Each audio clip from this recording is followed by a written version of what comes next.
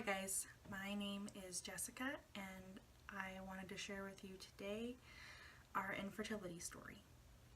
My husband and I were married in June of 2017, so we are coming up on our first anniversary. We discussed kids a lot before marriage, and we knew that we wanted to work on starting our family right away. We knew we wanted to have 4 kids, and so because we're both a little bit older, he is 30 and I am 28, we thought that we should probably get started right away if we want to fit 4 kids into the remaining time that we had left to have children. So right away I decided I would start doing everything I could to try to get pregnant. Sorry if I keep looking down, I'm looking at my notes to make sure I include everything. I started taking OPKs, which are notoriously difficult to interpret. So initially, I started out with the Clear Blue Digital because those are obviously a lot easier to interpret. However, the longer you get into your trying to conceive journey, the less financially sound it is to continue using that as your main ovulation predictor. But initially I was using the Clear Blue Digital to try to detect ovulation. I was taking my VBT, I was temping. I'd even started a few months before we got married just so I could have an idea of what baseline was for me and what was normal. I didn't know a whole lot about how it worked, but I was doing my best. Looking back, my cycles are a little wonky, but I didn't know that yet. So I also was keeping track of my cervical mucus. So we did all of those things. After about 3 months, it became evident that I was going to need to probably use some other OPK instead of the Clear Blue Digi because that was getting pretty pricey. They're about, I think, $50 for a month supply-ish. Especially because I would be taking my OPK, or I would pee on the stick when it told me to, and I would have flashing smileys for days and days, longer than I think is normal. But sometimes it would just never get to the solid smiley, which is when it says that you've really peaked at that point. So I would go through a lot of them, and so it just got to be a little too pricey. So at that point, I decided that I would buy, I used Fairhaven Health, and I thought, well, if I buy 200 OPKs, I can pee on as many of them as I want. And for sure, by the time we are done using up those OPKs, we won't even have a chance to use them up because I'll be pregnant by then. Why? So that's a safe bet, right? I guess not. I was also using an app. The app I chose to use is called Glow. I still technically use it. And that helped me keep all of the information that I was taking down in order.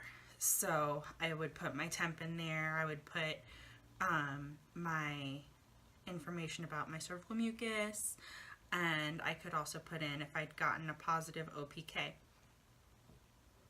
So when I started using the plain OPKs, the cheap OPKs, I noticed that there would be a lot of days when it would be very, very close to positive. Almost impossible to tell if it was actually positive or if it was still negative or if it was just too close. And that would happen, and then the next day it would go completely almost blank.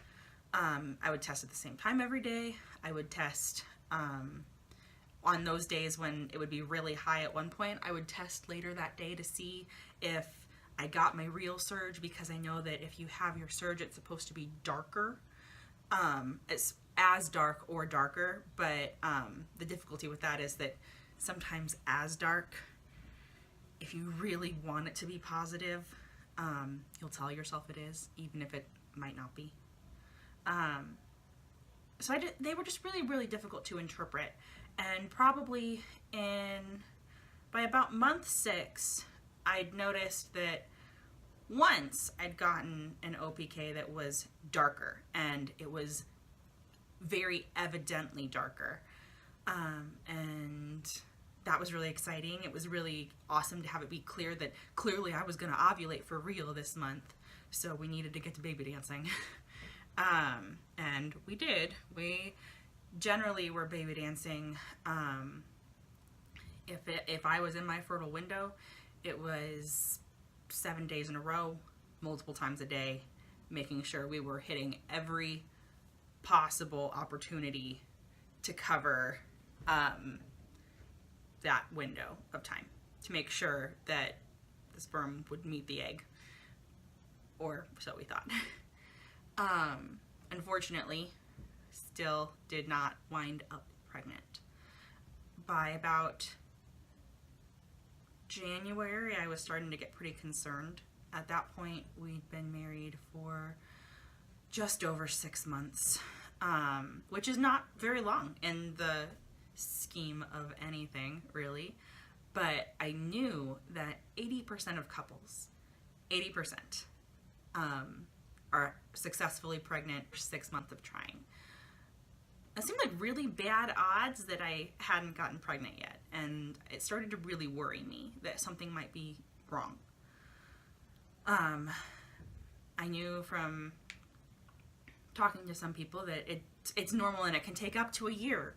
But I just, in my heart, I felt like I needed to do something just to see, just to calm my fears, to see if everything really was okay and if things were normal. So I made an appointment with my OBGYN, and I went to see her. And we talked a little bit. She didn't ask me that many questions, but she asked me if I had regular cycles. I said I did, because I thought I did. We'll get into that a little bit more later. But she asked if I had regular cycles. She asked if I had any concerns. I said that I was worried that we hadn't gotten pregnant yet. She said that she didn't think that was concerning. And I said, okay. And she basically said she thought everything was fine. I'm just too worried and I need to not stress. And if you're watching this, you probably know how very little being told not to stress helps when you are in the middle of trying to conceive. It's basically useless advice. It's very stressful, especially the longer it takes. So she told me I'll run a couple blood tests. She took my prolactin and my thyroid test. Those are the two that she did. But she, to my understanding, prolactin can vary pretty significantly throughout a cycle, so I'm not sure what the logic was behind that. The thyroid, I understand, trying to rule out other issues. But either way, those tests came back normal, or so she said. They weren't taken at the same time they weren't taken at the time of the month that my current fertility specialist says it should have been taken, and so that makes them fairly invalid. But my OBGYN at the time said that she thought it was normal and it was fine and I need to not worry and I just need to keep trying and I can come back. I'd gone to see her in January, and she said if I still wasn't pregnant by the end of July, then I should come back at that time. So I left, and I didn't feel that much better. But I decided I would try to stay positive, because being negative wasn't gonna get me pregnant either. So I went ahead and went home and told my husband about what I'd learned or been told, and he said, okay, everything's okay, and we'll just keep trying. So we did that for a couple months, and then on my Glow app, Glow told me that there was going to be a fertility seminar thing that they were having in my city, and that if I went to it, I'd be able to get a fertility consultation for $99, and typically they run $350 to $400. So it was a pretty big discount, and they said it didn't matter how long you'd been trying. If you're just curious to see if everything's working okay, it's worth trying it out. So I went to the seminar, I listened to them talk about everything, and they went over IUI and IVF and all of the things that can impede getting pregnant. Either way, I set up an appointment with the fertility specialist at that point, and I told him we've been trying for about 11 months now. I feel like something must be wrong. And she was like, okay, then we'll talk about it. Let's make an appointment and we'll meet and see what's going on. So I went and met with her, and my husband came with because I was really nervous. And it turned out being a really good thing he was there, because we didn't get the best news. So we went, and she actually sat down and talked to me. And she spent a good hour and a half with me that day, talking about all of the things about my cycle that I hadn't even considered were strange. I just thought they were normal parts of my life, and they were normal parts of my life, but it turns out they're maybe not normal parts of everybody's life. For starters, I get hairs on my chin. That's kind of frustrating. I'm a little bit vain, and I have about 2 hairs that grow in right here and right here, and they are just as dark and just as coarse as the hair on my head. It's not cute, but I pluck them, and I get on with my life, because that's what you do. And I have horrible, horrible acne. I have for my entire, since I got my period the first time. I can't even tell you. I've never had a period in my life where I've had truly clear skin, no matter what I do, no matter what cleansers I use or medication or any of that. I have acne. It's probably why I became so skilled with makeup, so that's a positive, I suppose. But I have pretty bad acne, especially considering that I am 28 years old. I probably should have outgrown it at this point, but I didn't. Again, just another thing that I thought was kind of an unfortunate luck of the draw situation, but it wasn't. And finally, I have weird periods. I do bleed roughly every 24 to 29 days. They're not entirely regular, but that didn't weird me out. But what makes them more irregular is sometimes they are very heavy. Debilitatingly heavy. Going through 10 super tampons, bleeding through 10 super tampons in a day for a couple days in a row, heavy. Other times, they're super light. Maybe having 4 days of I need a maximum of 2 tampons a day. And the cramps aren't so bad. It really doesn't hurt at all. It's just a little bit of blood, and I get on with my day. I thought they were just different types of periods that I had. It didn't weird me out. I figured that given that I was bleeding every month, that's all that I really needed to think that I had a cycle.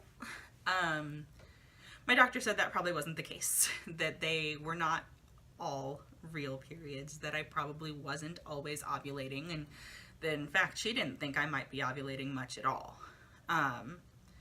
And that really surprised me. I explained about the OPKs and how I was thinking that I was getting positive tests, and she said, well, I think that you might have PCOS, and with PCOS, a lot of times your LH, which is what the OPK tests for, fluctuates a lot during the month, and sometimes it'll get really close. It's like your body's gearing up to ovulate, and it gears up and it gets ready and you get so close to where you need to be, and then it doesn't. It doesn't reach the threshold that it needs to reach. The egg doesn't develop properly, it doesn't mature all the way, and it doesn't release. And that might explain, she thought that might explain why I would have these weird OPKs, and my BBT, my temps were not always incredibly indicative of ovulation. Some months it seemed pretty clear that I thought I'd ovulated, but other months it was just kind of questionable.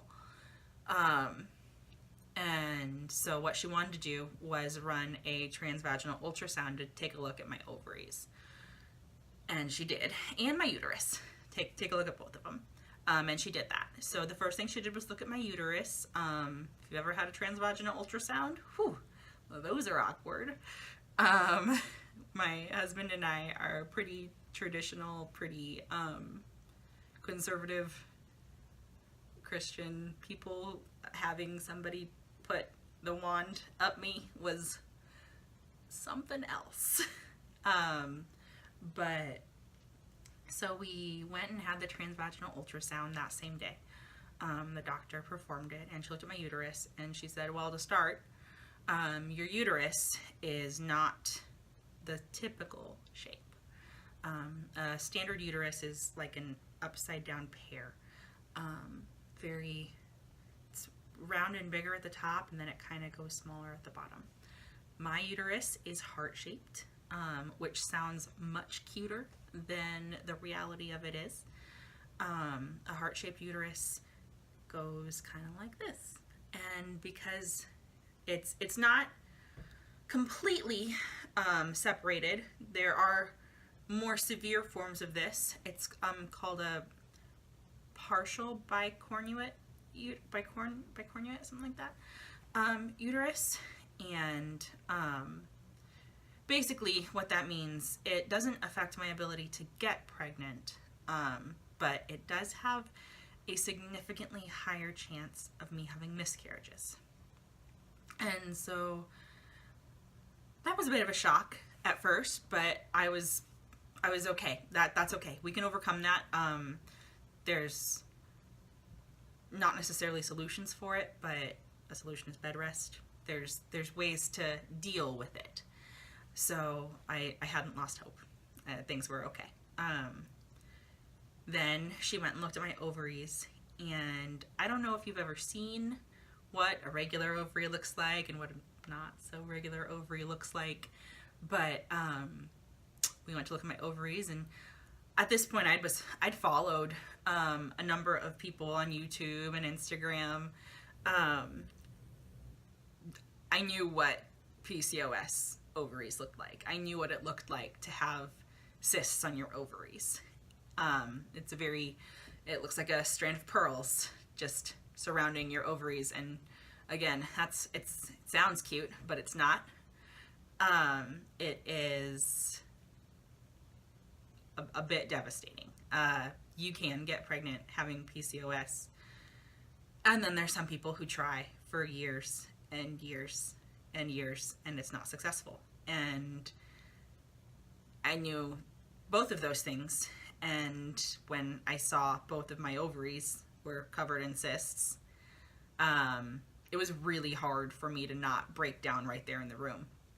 But my husband was with me, and the doctor was like, it looks like you very likely do have PCOS. We'll make sure that we get blood tests as well to see to make sure everything is confirmed. But based on your symptoms and your periods and this ultrasound, it's pretty clear to me that you've got PCOS and a bicornuate uterus. Not a great combo. I barely ovulate in the first place, and then in addition to that, even if I do ovulate, if we were to conceive, it would be incredibly likely for us to miscarry. Significantly, it's if you look at statistics, it's significantly more likely that I would have a miscarriage than a standard person or a person with a regular uterus. So that was pretty hard news, and the rest of the appointment was honestly kind of a blur. My doctor told me I don't need to focus on losing weight because a lot of people focus really hardcore on losing weight when they have PCOS. And I am overweight, I'm sure you can tell. But I'm not incredibly unhealthy, and my vitals are still good. So she said if I just do my very best to not gain weight and try to make some healthy changes in my life, that would be a good start. And actually I have been doing that, and I had been doing that prior because I thought that maybe it would be helpful if I made some healthier changes in my life to help us conceive. So I'd started a keto diet. I'd started running. My doctor told me I really should stop running. It's too high impact for somebody with PCOS. It releases too much cortisol and makes it actually more likely that I will retain weight instead of lose it. She recommended yoga and brisk walking, so I have cut back my runs to brisk walks, and I've had significant success with that. I've lost 26 pounds so far, and that's pretty awesome. But the doctor said that we really should have my husband tested as well, in addition to my blood test, and that after my blood tests we would also need to get an HSG for me. At this point, neither the HSG or the blood tests have happened because I just saw the doctor at the very end of May, the 20-something of May, and just where my cycle is at right now, and given that it's not all the way regular anyway, the blood tests are supposed to take place on day 3 of my cycle, and we aren't there yet. My period or pseudo period hasn't come yet, and then the HSG is supposed to take place sometime between day 6 and day 11 of my cycle, and again, we aren't there yet. So next, she also said that we should get my husband tested. So we got his semen tested on June 1st, and that whole process was funny. And we got the results back on June 5th, and that was not funny. So on June 5th, we got the analysis of my husband's sperm, and the analysis said that he has none. That's different than having a low sperm count. It is different than having bad motility or bad morphology. He has 0 sperm whatsoever in his semen. Obviously, without sperm, it's impossible to get pregnant. So, it's also something that happens in less than 1% of males. And there's not a lot of content or information out there about that diagnosis. It's called Azoospermia, and it means that you don't have any sperm at all that comes out in your ejaculate. The doctor apologized because what do you say? At this time, without direct divine intervention, it is impossible for us to have children. That was really hard to hear. She recommended that we go see a urologist, which we'll be doing on Tuesday, and I'll update you on how that goes and what we learn. There's a few different types of azoospermia. There's obstructive and non-obstructive.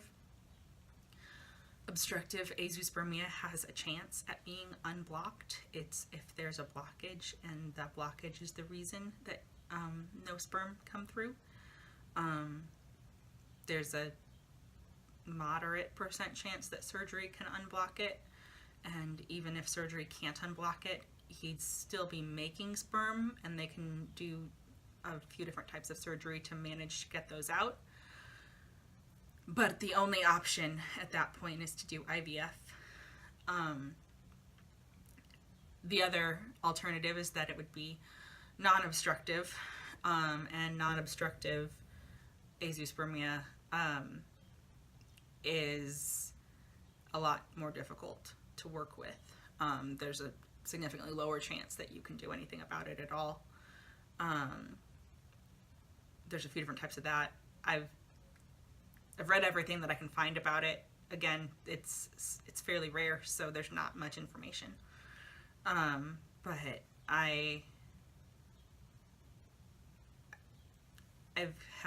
it's been a rough week dealing with that news, and dealing with the reality that we very well may not be able to have biological children. And while I know that should adoption be the route for us, I will love them just as much.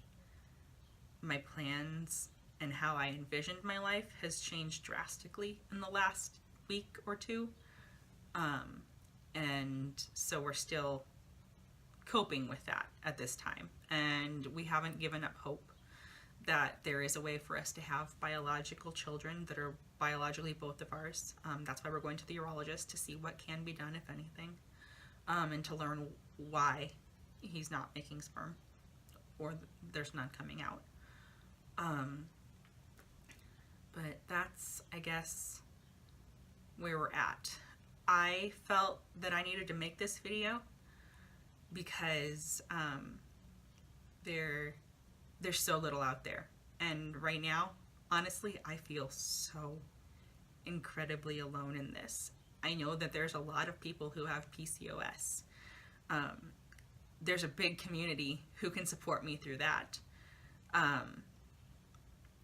There's a much smaller community of people who also are going through azoospermia, or who are going through azoospermia at all. I am doing my best to support my husband in this time, but I know that it's really difficult for him too. Like I said, we're just adjusting to this new information that we have, that was not so great. So I guess that's where we're at for now. I plan to update you as we go along through this journey. Know that I'll be praying for all of you. If you're watching this, I assume you're probably having difficulties conceiving as well. We'll be praying for you. I've been reading some devotionals to help through this time, particularly in due time.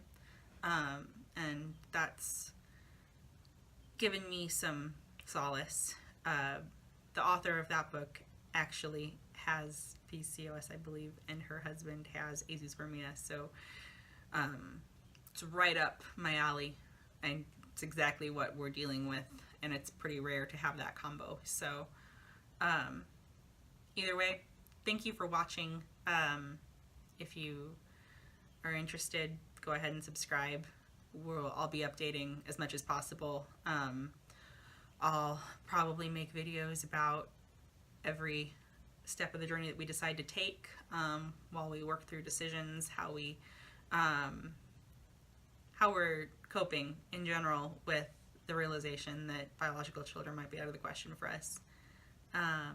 And hopefully I can be an inspiration to you, and hopefully we can band together as a community, and we'll all get our babies one day. Thanks for watching.